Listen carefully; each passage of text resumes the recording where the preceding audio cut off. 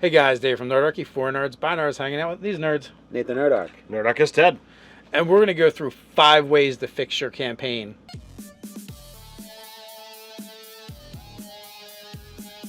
Jump down the description below where you can sign up for Nerdarchy the newsletter, get weekly gaming tips, as well as learn how to game with Nerdarchy. So in this video, we're going to do 5 ways to help you fix your campaign. We're just going to run through the list of those things, and then we'll go back and explain them and basically give you the tools you need to maybe fix some things that have gone awry in your campaign. All right, so first is, let's get this party started. Then we have focus fire on your campaign. Step 3 is players whipping out their wallets. And RPG, shake up your game. Then, well, of course, there is always the nuclear option. All right, so let's get this party started. How do we define that one? Well, okay, this can actually happen after your game is already started or before it starts. We're really talking about Session Zero. Come on, guys, if you've been around for a while, you know we're big fans of Session Zero. You need to be doing it. If you haven't done one, you can always go back and do one. And sometimes you'll do one, but things will go awry anyway. So you might want to go back and see if everyone is still on the same page. You know, cross your T's, dot your I's. Maybe there's been a misunderstanding somewhere. So it could be that you described your story and you took it in a direction the players weren't expecting it to go, or maybe the players took your story in a direction you weren't planning it to go in. But having a sit down, having a talk out of game so that everybody is all on the same page in regards to where the story is going, what it's going to do, and what everybody is expected to get out of it. That's what a Session Zero is. Whether it's beginning before your first session or whether it's, all right, we need to get back onto that same page. It can be done mid-game. Also, it's really important to hear everyone's opinions and get their feedback. Now, that doesn't necessarily mean you have to take all that feedback, but it's important. I feel it's important for you to let them know that what they're thinking and, you know, their thoughts on the game and their opinions are important, even if they're not going to make it into the game. Exactly. So, step 2 is focus fire on your game. All right, so focus fire on your campaign. This means you as the GM, you've been trying to tell a story. It's a campaign arc, it's a long arc, a series of adventures, whatever it is, but it's not working. It's not going where you wanted it to. The players aren't following along. You might need to ditch your original plan and come up with something new. The players have gone in a new direction, and maybe they've just told you that they're really not interested in the story that you're running.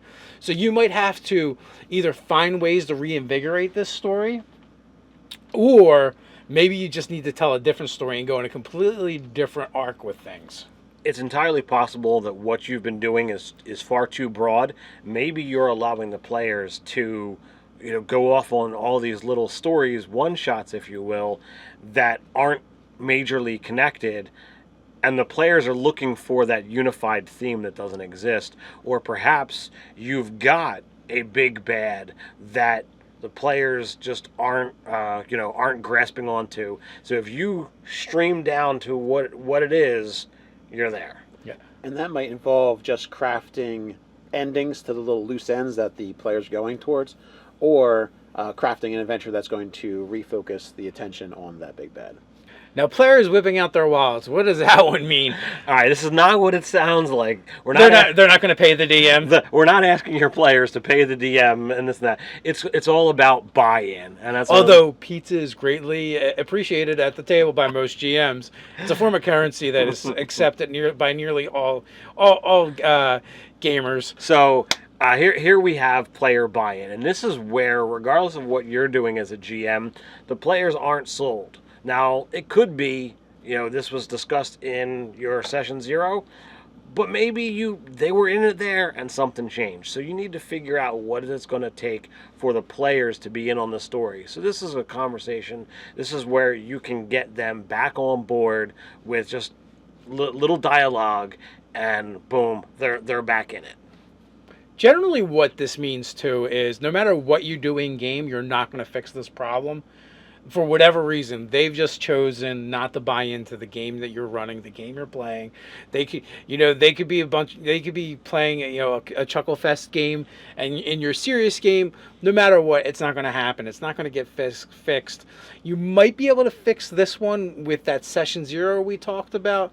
But again, you're going to have to be really specific and really direct and be like, guys, I'm running this game. This is the game I want to run. Do you want to play in this game? Yes or no? And if they say no, you might need to go to option 5. And we'll get to that. And we will definitely get to that. Or, they might say yes, but, or yes, and, right? But then you have some place to go from there. The dialogue has begun. You guys can get your game back on track. Absolutely. So number 4 is RPG Shake Up Your Game. Now here's a fun one that I think every campaign needs to have every once in a while, regardless of whether you're doing the static, campaign arc or whether you're doing the variety pack where the campaign is not connected.